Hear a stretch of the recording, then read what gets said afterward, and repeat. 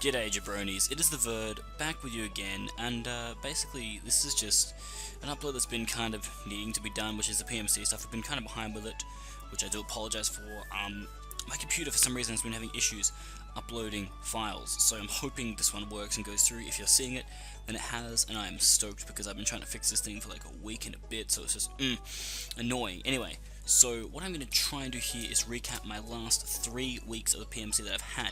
So basically, as far as you guys know, we got up to round 5, we were able to break that losing streak against J-Specs, and moved ourselves to 3-2, which is pretty solid. At this point though, with 3-2, Sharpino was also 3-2 at this stage, and Lucky was 4-1. So this week was an important week, because not only was I taking on Infraready, whose channel will be in the description. Actually, he won't be in the description because although he was in this battle, it's actually a new guy that's taken over the team by the time you see this, so I don't know what's going to happen with that. But basically, was taking him on, and while this is happening, in my division, Sharpino was taking on Lucky, and Sharpino actually won, which meant that they were both at 4-2 going into this, and I was at 3-2, so a win was crucial. And what I'm going to do, it's might be a bit of a longer video because I'm doing 3 battles in a row, but what I kind of want to do is break down my team a little bit so you kind of understand what my game plan was going into these battles. So basically, Casey's team was Infrared, he had this team initially. His team was quite bulky, there wasn't really any fast, strong, powerful sweepers, so when it came to the defense on my team, I basically only went with the combination of specially defensive Ferrothorn plus Wheezing. That was all I felt I really needed. Defensively speaking, I have a Life Orb Kieran to rip through his team. I chucked on Hidden Power Water as a tech because I felt like not only would it hit Gastrodon hard, but it would also hit physically defensive Slowbro really hard. Like, Fusion Bolt still does a good amount, but it's able to really surprise the Slowbro and get off a good amount of damage, which is something I really wanted to do. Now with the healer list, the plan was that I had a Heat Rock Ember there with Sunny Day, and I was a Modest Choice Scarf sweeping Heliolisk, and the game plan there was basically just get up the sun and sweep his entire team, because basically, as you can see on his team, I could click Hyper Voice, and it's like a Specs Hyper Voice ripping through his team, so that was definitely a plan. The Starmie was just a nice offensive set from memory, wasn't anything special about it. Again, I think I had Grass Knot on there just to break through. I had D-Gleam just in case the Scrafty was new. So Scrafty was scary, but I didn't expect him to bring Scrafty because I had Gramble. I felt like because I had Gramble, Scrafty would not be something that was coming, but as you can see, he did bring it. His team was pretty good. I wasn't feeling too concerned. Scrafty was an issue, but I knew that if it was D-Dance, I could switch him with Starmie if I needed to deal with it. I could go with Wheezing. I had ways to get around it if I really had to. And I felt just looking at his entire team, the lead was definitely going to be my Kieran, because like it literally had amazing matchup against everything except for Scrafty. And fortunately for me, he does not lead with Scrafty, he leads with Eel. And I'm like, cool, this is fine. He probably, I mean, I'm not saying he's a bad battler, but I think he forgot completely about Terrorbolt here, as I'm able to rock his world with an Earthquake, Earth Power. Does over half, as he said, to take the Life Orb damage there. He's going to go for the Acid Spray, which I was like, okay, that's fine, not a big deal, you know, not really too bad, it's fine. As he withdraws here, I make a really good play. I actually predict him to want to go into something else, and I'm able to fire off an Ice Beam. Now, the reason I do this, guys, is because if this was a Rindo Berry Gastrodon, the damage I've got from Ice Beam here is enough that a Rindo Gastrodon is not going to be able to live. But as I see leftovers, I'm like, well, he is screwed. He's going to try and go for a cover here. I'm going to reveal the Hidden Power Grass. It is going to connect beautifully, and that is a dead Gastrodon. So straight away we have a kill. I was like, fantastic. Kieran moving up the KD rankings, trying to rival that of Ember at this stage. As he goes into his Landorus, now I was pretty confident that this was a Scarf Landorus. I do a speed tie, I believe. No, I think I outspeed normal Landorus, but I didn't want to take any risk. I figured he was Scarf, so I'm going to play it smart and go into my Wheezing, which is my defensive wall. Deals with his team very, very nicely, and as you're going to see, Wheezing puts in an insane amount of work in this battle. It definitely shows its worth to my team this time around. So he's going to go back into Eel, and I was like, that's fine, I'm going to try and get a Willow off. I missed the Willow. It kind of matters. It's annoying, because as you're going to see, I'm able to get off a Sludge Bomb here, which gets off a good amount of damage, as he's going to be able to Acid Spray. But by this stage, if he'd taken the burn damage the turn before and the burn damage now, he pretty much would have been dead. And as you're going to see, as I go for the second Sludge Bomb, he's going to live on like a sliver of HP, and that would have been really nice to be able to do other stuff. I'm surprised he went for Giga Drain there. I guess he was predicting the switch. Don't really know what into, but I get pretty fortunate there in the course of this battle, because if he had gone for Thunderbolt, this battle might have gone differently, but he's going to switch out, and I'm like, that's fine, not a big deal. He's going to go into his Vileplume. Now, I wasn't really too worried about Vileplume. The only thing really concerning me about the Plume was the fact that it can go for Sleep Powder, and that's why I decided to go for the hard switch out to my Ferrothorn, because I was like, you know what, this thing's going to do more to me than I can do to it. I'm going to play it smart and just go into my Ferrothorn. It's basically able to deal with this Vileplume. Even if it has the Hidden Power Fire, I can eat it. As you see, Giga Drain does literally nothing to me, and I realized he didn't bring a Spinner or a Defogger, so this is a perfect opportunity for me to go straight up for some clean Stealth Rocks, which are really important because they just get off good damage against his team, and it also means that he can't constantly switch in certain things. So it's going to move with me. He makes a really good play here back into his Eel, as I'm going to be able to go for my Rocks here.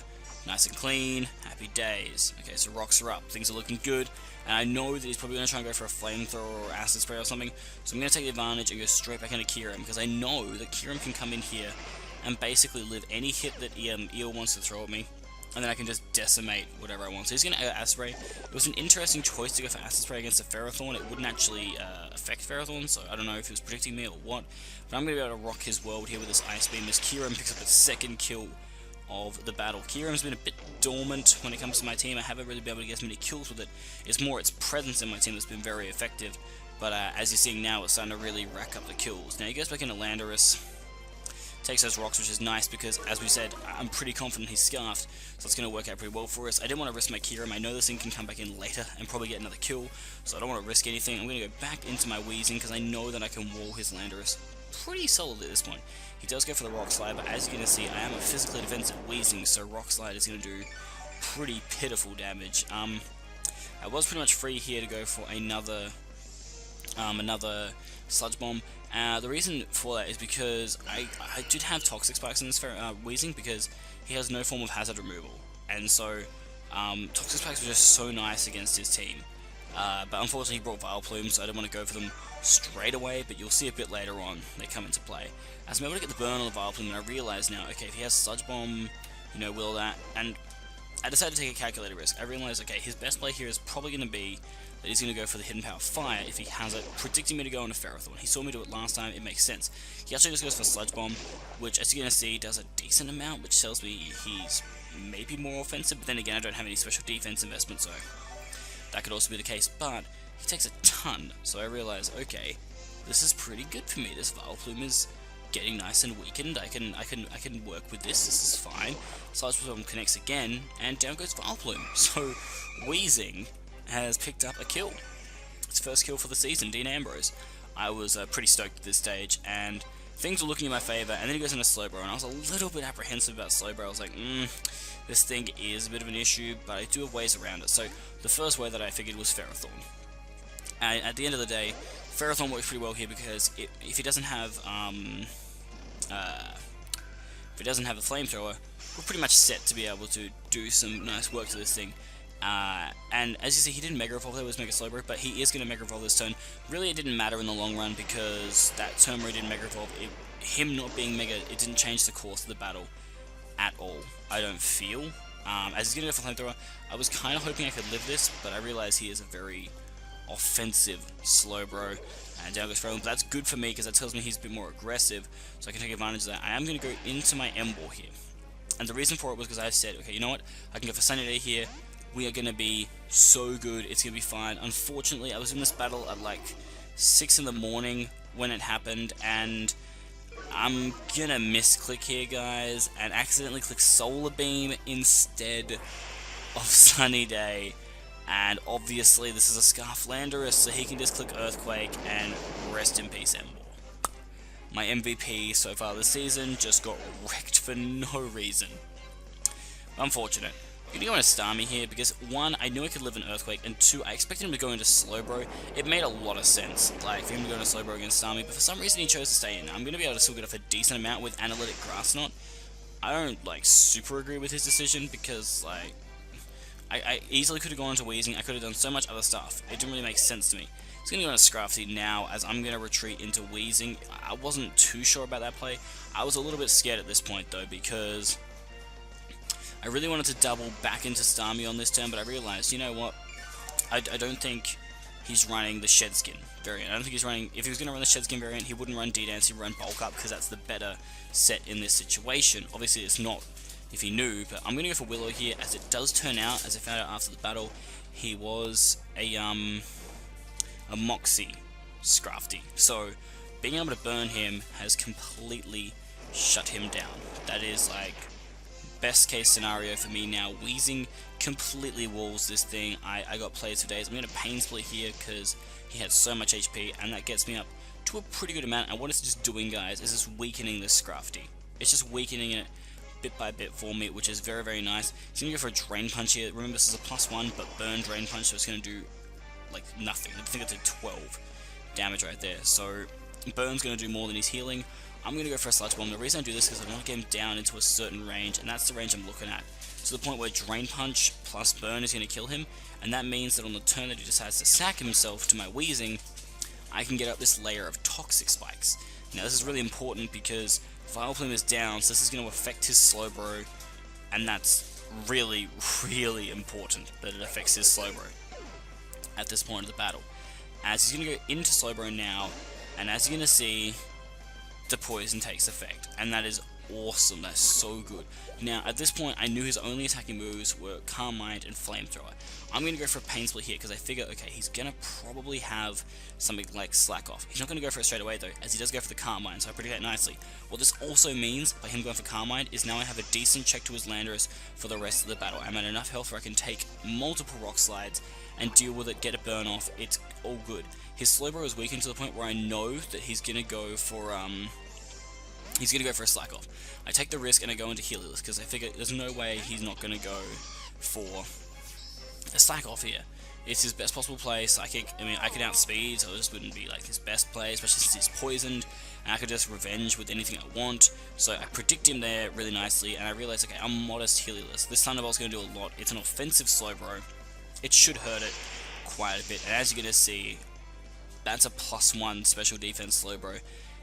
Obviously, when he sees the Scald go off, pretty obvious that I am not Dry Skin. I'm surprised he went for Scald, because on the off chance I was Dry Skin, that would have been like unfortunate for him.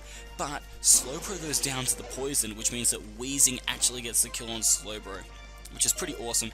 But Helios will come back around a bit later on. He does go into Landorus now, which is a very nice play. He's going to take those rocks, and I'm like, you know what, I don't have to take any risks here, to be fair. I don't really have to risk anything. I decided to make a bit of a smarter play.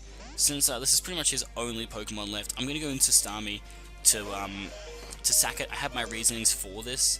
I'm going to actually avoid the Rock Slide there, but he's going to get a second one off and kill me, which is fine. The reason I did this is because, one, I'm actually losing Booker T after this week, and it's going to get traded, and two, was that I knew that I could just sack off something at the end, go into my Scarf Helios, because modest Helios outspeeds Jolly Lando, so now I can fire off a modest Hyper Voice, which is easily going to be able to kill the Lando and wrap up what I believe was a 3-0? 3-0 win, I believe, because we lost Ferrothorn, we lost Starmie, and we lost Emboar. So, really good work there from Kieran, picking up 2 kills. Wheezing, amazingly, guys, picked up 3 kills in that battle, which is phenomenal. And, of course, the cheeky kill as well or double kill for Helios. So Helios with 2 kills, Wheezing with 3, I believe. Wait, did Kieran only get 1? No, Kieran got 2. I think everybody got, I think it was 2 kills for Kieran, 2 kills for Helios, and 2 kills for Wheezing. So Wheezing got the kill on Slowbro. No, but didn't Wheezing also kill Vileplume? Who am I giving too much credit for right now? Okay, Kieran definitely killed Gastro and Electros. Oh, I'm giving too much credit for Helios. Helios actually didn't kill the Slowbro. Anyway, we're going to quickly move on to our next match, which is against Dr. V. And as you can see, some things are a bit different. So, basically, super quickly recapping, Dr. V and I are V Creations. I'll drop his link in the description. He wanted a spinner or a defogger for his team, and I was like, you know what? It depends what he's willing to trade. And he was willing to trade Mew, and I was like, okay, I'll take that. And so I said, you know what? If you want my Starmie, I'll take your Mew. And we got the trade going. Now, unfortunately, it happened, but it meant that I was 40 points over my cap. So to make up for that, I dropped John Cena, my Mega Pincer, and was able to pick up Tyler Breeze, the Mega Pidgeot, which was... Sorry, I think my computer just... because I wasn't active with it for a bit, I was like, ooh, heart in my mouth stuff there. I picked up Tyler Breeze, the Mega Pidgeot. I picked up, obviously, the CM Punk, the Mew. Then I picked up Maurice, the Alomomola, which you can see right there. And I picked up Shockmaster, the Jolteon, after dropping Heliolisk. Now, I picked up the Alomomola by dropping Gligar. I felt that I didn't really need Gligar. I didn't really need a ground type. I felt the pressure of having a Volt Absorber and some decent resist in my team would be fine, but of course dropping a ground type when you go up against Mega Ampharos and Rotom Heat wasn't my smartest idea. You be the judge. But anyway, this is an important match again because this week Sharpedo had lost and it opened the door for Lucky and I. If we both got wins, we would both go one win ahead of him going into the final 3 weeks, which is like huge, really, really important. Now, he also, Dr. V, he had the leading kill getter for the season right now in Weavile, and I was like, I'm going to shut that thing down so hard. I have a Gramble designed to deal with that. So basically, team building wise, I basically prepped for the exact team that he brought. I knew I wasn't going to have a decent Diggersby check, but the main thing that I brought to deal with this team was a Scarf Kieran Black. I knew Scarf Kieran Black would wreck his team. He had no clear-cut answer for it, especially when Rotom went down. I just Ice Beam and Fusion Bolt everything, and they just die, which is awesome. Physical defensive Gramble, because it kind of deals with Diggersby, and definitely blocks out that Weavile all day. I was running a Nasty Plot Vacuum Wave Mew, so I could catch that Weavile and blow it back. I had a Sassy Assault Vest Alomomola, one of my personal favourite Alomomola sets that you're going to see puts in work. I had a specially defensive Trapping Spiritomb because I did not want to allow his Starmie to spin, and I was running a really cool Ferrothorn set I fought at the time. I ran it specially defensive, but I also realized that he had stuff like Espeon to have Magic Bounce to stop the rocks going up, so to kind of predict around that, I brought a Ferrothorn with Toxic, Leech Seed, Stealth Rock, and Power Whip.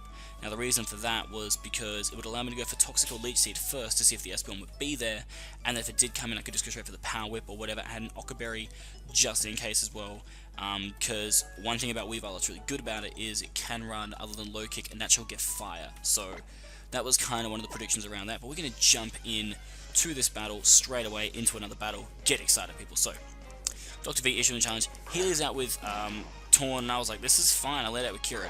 Now, I did not want to misplay turn 1. I knew he wasn't going to bring Scarf Torn, because why would he? He has Prankster. Makes sense. I didn't want to take the risk of him staying in and me making a bad prediction, so I just go for Ice Beam. I know Rotom's probably going to be his play, but I was like, you know what? Ice Beam is just the definite thing I want to do here. So I get off like a really small amount of damage. This tells me he's probably specially defensive. I'm going to pull a switch now, knowing that there's no real point. Now, he was really worried about Kieran. He knew it was going to be Scarfed, and so he tries to trick me here. And I was like, okay, fair enough, fair enough, fair enough. As it turns out, this is actually a Lagging Tail Rotom. So I'm going to get Lagging Tail, he's going to get Assault Vest. I was a little bit worried, then I realized my Alomomola can eat up any hit this Rotom wants to throw at me. I can eat up this Thunderbolt. He does get the Parrot. I was a little bit worried. I needed Maurice to break through, and Maurice does break through for her first kill of the season, blowing back this Rotom Heat. And as I said, with Rotom Heat gone, Kieran Black is about to destroy this man's life. But I was stoked. I was like, alright, I'm already off to a fantastic start. In comes this Ampharos. I was a little bit worried about this thing, because like Agility Ampharos is terrifying, but I do have a Kieran Black which can outspeed Agility Ampharos, so I wasn't super duper worried. I knew the moment it Mega Evolved I would have a good chance of beating this thing, as it does Mega Evolve here, and he has a very interesting Ampharos set. I'm not really sure what he was trying to do with this set. It was different. It was very, very different. As my Ferrothorn's going to be able to eat up that hit. He's going to go for the Cotton Guard, and I was like, okay, it's definitely an interesting choice there. I'm going to go for my Rocks, because I'm like, you know what, Rocks are Rocks, man. I can get him up, and at this point I had a Spin Blocker for his Starmie. He's going to go for the Deep Pulse, and I was like, So we've got Deep Pulse, Discharge, and Cotton Guard, and I was like, okay, he's got one more move. What is it? I don't know, but I'm going to go for a Toxic, because I'm like, you know, I can maybe wear this guy down a little bit. I don't have lefties, I have an Occa Berry, so that's why I was like, if he has HP Fire, he would have gone for it by now, so he doesn't have HP Fire. I fully expected Focus Blast, because I figured, you know, it hits lots of things quite hard, but he didn't bring Focus Blast, and I was like, okay. He does get the power on my Ferrothorn here, and I was like, this is kind of annoying, I don't really want Ferrothorn taking too much damage, but I looked at his team, and I realized, well, Ferrothorn's not really walling anything else on his team at this point, so what you're going to see for the next couple of turns is just basic Leech Seed toxic stalling. It's basically me wearing down this Ampharos to the point where it's not really going to be a threat for my team anymore. I'm going to switch out here, playing it safe, just going back into my Lemon Mole. And the reason I go into Lemon Mole here is because he's seen that the Discharge isn't going to do that much, so he should just go for Dragon Pulses, and I knew I could take one Discharge from this Ampharos. As it turns out, I couldn't, because he was running a max special attack Ampharos, so I could have potentially lost Maurice on that turn. So that was very, very risky for me, but as you can see, it pays off very well as he reveals his last move to be Power Gem. Now, I'm not exactly sure what Power Gem is meant to be hitting on my team. I'm trying to think in my head of my draft and what Power Gem is hitting that like Discharge isn't hitting. The only thing would be Jolteon, and Dragon Pulse does more than Power Gem, so I'm not exactly sure why he chose that move. Still not really sure. But as you're going to see, the Toxic and Leech Seed has taken its toll. This thing is almost dead. I was thinking about going for Power Whip, but I was like, this is still Ferrothorn's kill regardless. I went for another Leech Seed on the off chance that maybe he wanted to switch out and preserve, I don't know. But at the end of the day, Ferrothorn is going to pick up, I believe, just only its second kill of the season, just because it's been hard bringing Ferrothorn sometimes. The matchup isn't always ideal. A lot of people have good Ferrothorn checks, so it's like, I want to bring in more, but it's also tough. He goes into Diggersby here, and I'm like, okay, I don't really have anything for this thing.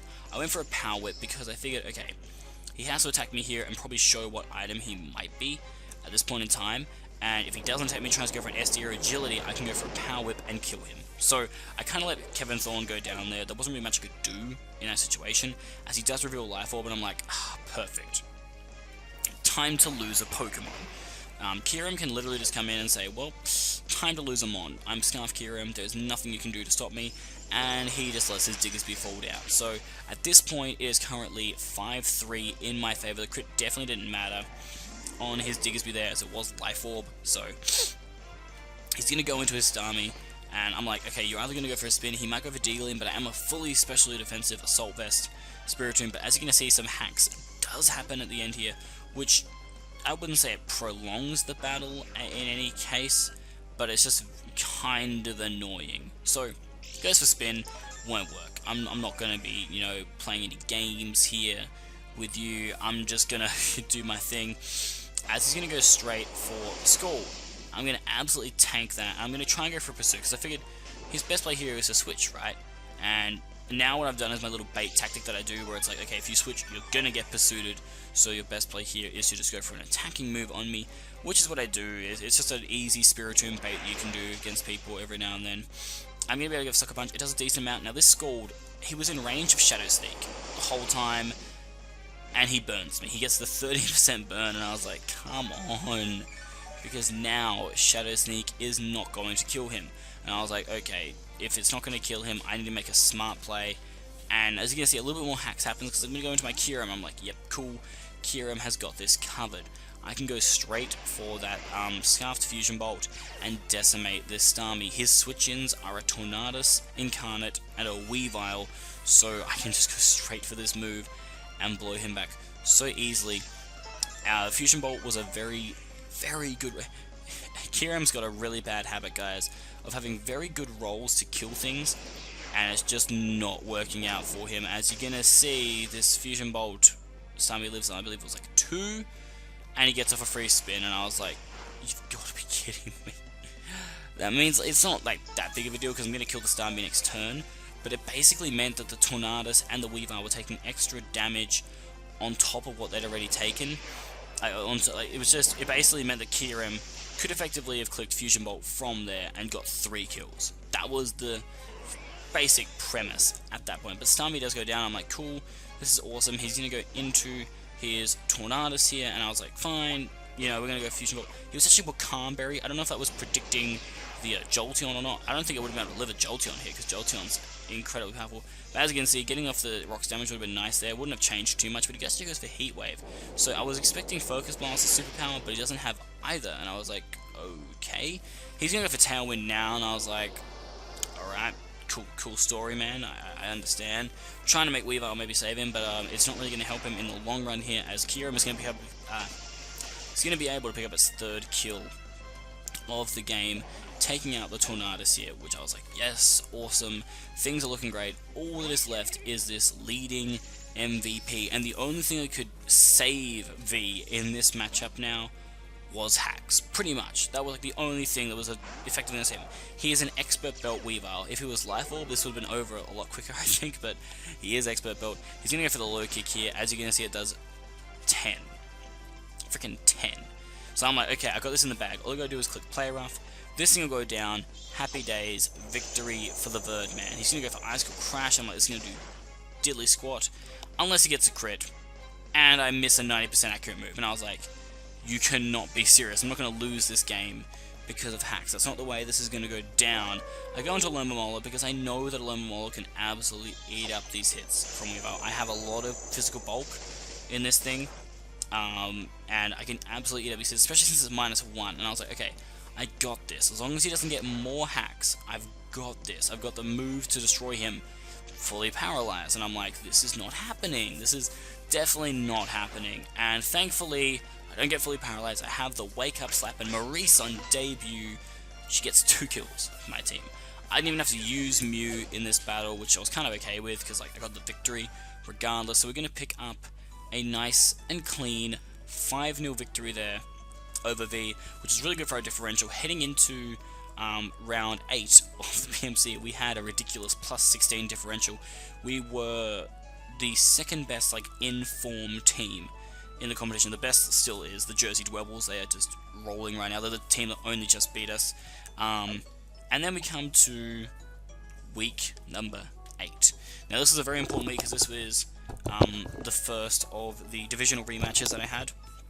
This is against Sharpeeno. Now this is important because Sharpeeno plays me this week and Lucky next week. Now, if I could win this match against Sharpeeno, I would be 2 wins ahead of him. And depending on how much I won by, I'd have a lot of differential on him too. Like, he is currently, heading into this battle, he is at 2 differential. I am chilling right now at 16 differential. So I have a clean 14 on him right off the bat, which is like insane in the membrane. But basically, I'm going to quickly just go through why I brought the things that I brought as always. So, last time I destroyed his life with Spiritomb. And I figured because of that, he was going to bring some certain things to deal with Spiritomb, which is why I didn't bring Spiritomb. He still brought Alakazam, and I was like, I guess it makes sense, it's fine, it's all good. I figured he'd bring the T-Tar, because I have a Mew, and I really wasn't hoping he'd bring Virizion, because I didn't really bring a Virizion check. I brought my physically offensive Emboar. I brought basically the exact same Alomomola set I brought last battle because it just works against his team. I brought the exact same Gramble set because this Gramble has Stone Edge, so it can catch the Talonflame and the Cryogonal, and it is Rest Talk, so I can deal with that Talonflame very, very easily. I was running Life Orb Kieran with Focus Blast to be able to blow through a specially defensive T-Tar, which I felt would be the best answer to my Kieran Black at this stage. I had a Lumberry offensive D-Dance Tyrantrum this time, not like some kind of wacky bulk, just pure offense to rip through his team. And finally, I had a Specs Jolteon because he has no ground type, so it made sense to me. I was really worried about the Virizion going into this. Now, just saying, as this match goes into it all, oh, I had different music for this battle too, I remember. But basically, the first few turns we had to recreate them because there were some hacks. Oh, I don't need to see that. Some hacks that happened during the battle. Basically, I'll get up to the point where the hacks, sorry, not the hacks, sorry, he had a DC, he DC'd. So basically, I go into a Alomomola, because I was like, I can take his gold, it's fine. In one of the recreations, he burned me, so I had to redo it again. Thankfully, we got to one where he didn't burn me, so things resumed to normal. I predict him, not really, I don't predict him, I don't know if he'd stay or not. I just go for a knockoff because it's the best play I have. He actually goes into Alakazam, and as you're going to see, we blow him so far back. He has the Sash, which is fine. He actually reveals that he has knockoff again, and I'm like, cool, I've seen this all before. I lose my AV, which is kind of annoying, but he didn't bring Dragology, so it doesn't matter. This Alomomola was kind of designed for Dragology more than Alakazam anyway. So Zam goes down like that, and I was like, cool, huge threat out of the way. Then this thing comes in. Now, at this point, I was a little bit concerned, because if he was a physically offensive Virizion, I'm not scared of this thing. It's not a threat. If he is a specially offensive Virizion, we got some problems here. We got some serious problems here. Now, at this point, I make a kind of bad play, guys. I should have clicked Mirror Coat on this turn, because that would have been a dead Cryogonal, As it turns out, he was actually Focus Sash, so it was a smarter play by me to go for Knockoff, as I'm able to get rid of the Focus Sash there. I'm going to play it smart here. I know I can preserve my Aloe here. I'm going to go into my Emboar. Sharpener makes a fantastic prediction here, guys. He plays this Cryogonal so well. He's just remembered stuff from the last time we battled. He's very, very smart battler. You know, don't let his record fool you. He's very, very smart. As I'm playing catch up here. I go for Sucker, which is a really bad play on my part. But he's seen me switch out with Emboar 4, so I make a really nice prediction here. I predict him to predict me to switch out my Emboar again and go into my Alomomola. It makes so much sense for me to do that. As you're gonna see, he does predict that and goes for the Willow, and I was like, yes, we got him here. He's about to pretty much lose a Pokemon. Because he has no switching for Wild Charge other than Virizion, which doesn't really want to take it or risk the fact of me going for it. So he's actually going to go in his Tyranitar, and I was like, perfect. This thing was stopping my Kyurem from just clicking Ice Beam and blowing back things, so I was like, oh, this is amazing. Kyurem Ice Beam right now looks phenomenal. I'm able to get off a huge amount of damage to this TJ. It turns out to be like some weird Lumberry set, I don't know what it was, but as you can see, we're able to just leave that Sandstorm because I'm running a lot of HP investment in my Emboar. I know I can outspeed a T-Tart too, because he never really runs that much speed in it, so I'm going to go straight for a Wild Charge again, as he's going to sack off his Jellicent. So I'm going to lose my Emboar, but I can kill the Jellicent in the process. I've also absolutely murdered his T-Tar along the way, so very, very good for us. The only two things that are full health on this team now are the Talonflame and the Virizion, which I can play around with my Gramble, if it is a physically offensive Virizion. Now I go into Gramble here because I'm like, okay, 3 of his 4 I have good matchup against, and he brings in the 1 that I don't have good matchup against, and I'm like, Sharp got me again. And I'm like, okay, we've seen Water Pulse and Freeze Dry. Probably going to go for Freeze Dry because it makes sense. I'm going to go maybe into my Alomomola, you know, I can understand these plays. But actually, what he ends up doing is he goes for the Flash Cannon and predicts me yet again. And I'm like, this man is destroying me. Because I'm not a Scarfed Kyurem, I'm in a bit of a pickle here. I can't outspeed this thing, but I know that he's going to try and go for the Flash Cannon again. I don't know how. Something in the back of my mind was like, okay, I know I can live 2 Freeze Dries from here with my Alomomola if I need to. At this point, I was pretty confident I could live 2. As you can see, I was at 173. Let's keep that in mind. 173 in the back of your minds. I was at 173. Then we're going to see this next hit go off, and we're going to see if it will do enough. So he goes for the Freeze Dry here onto my Alomomola. I'm like, ow, ow, ow, ow, ow. Probably wouldn't be able to take a Freeze Dry again, but I go for the knockoff here because I knew that if he went into Virizion it would get knocked off, which is great. If he goes into T-Flame it gets knocked off, which is great. It's just all round good stuff. He goes into Virizion here and I realized there is no point to keep my Alomomola around, especially if this thing is like, okay, I was really worried about Sub Carmine because that destroys this Virizion set.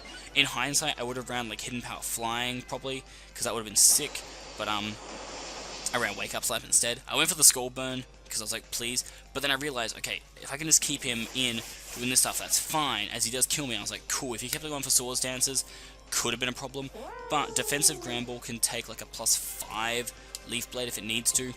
So I was like, okay, thank God. This thing is just a physically offensive Virizion. It can't hurt me. It can't do too much to me. As you're going to see, this Leaf Blade does not that much.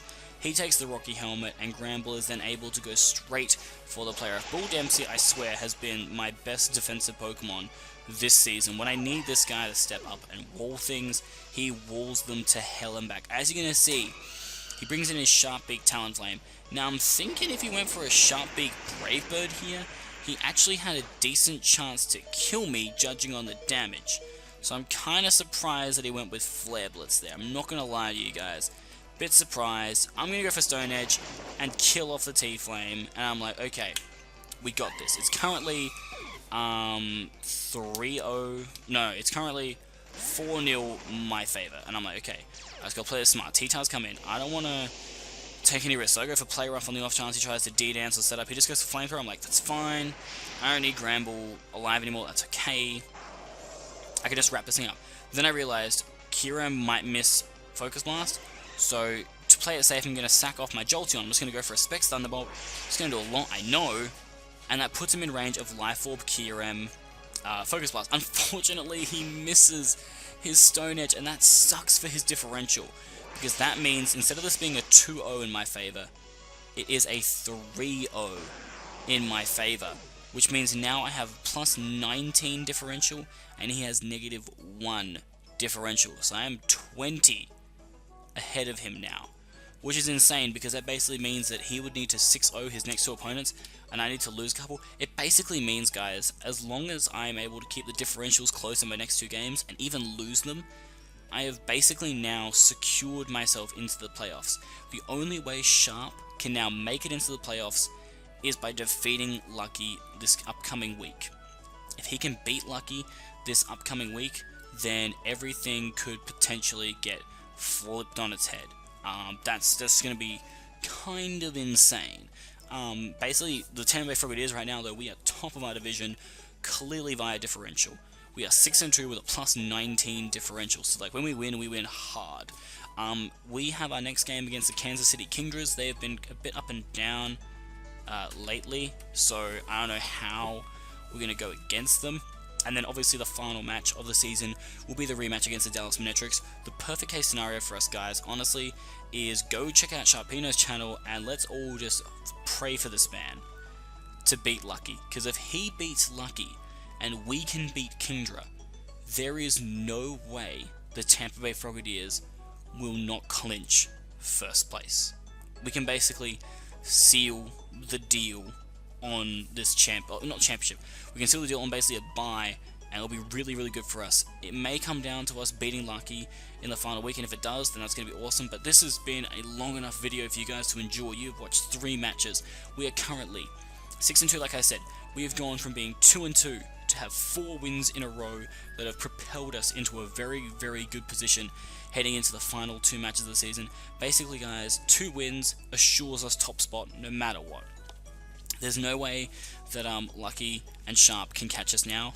And really now, what we want to see though is, I want to see my boy Sharp pick up a win against Lucky, because that makes things interesting. If he can beat Lucky and then go on to win his last game, then it's all up to me. If I can smash Lucky, maybe Sharpino gets through, or maybe I only narrowly beat Lucky and Sharp still doesn't get through. It's very, very close. It's incredibly close, this race to the finals. It all really comes to a head when Sharpino plays Lucky next round. The winner of that could be the one that potentially goes through, but your boy the Verd, all I have to do now, guys, pretty much is beat Kingdra next week, and I have almost secured, I've already basically secured my place in the finals, even if it's a playoff spot, if I lose to Lucky in the last round. But you know what, that's not going to happen, so it doesn't matter. Thank you guys for watching. Check out everybody's channels that I've shown in here. I'll drop V's channel, I'll drop Sharp's channel, definitely. I don't think I'll drop Casey's just because he isn't doing the league anymore, and I won't drop the new guy because he wasn't battling, but definitely check out the other 2. Really good guys, really good battles, and now we need to get some serious prep on and get some more uploads going. It's just been really tough. For some reason, this computer has been struggling to upload to YouTube, but hopefully those issues will get corrected. Anyway, Tampa Bay Frogadiers are 6-2. We are hoping to make that an 8-2 record for the season. Let's go, Frogs. It is the Verd, and I'm out this bitch.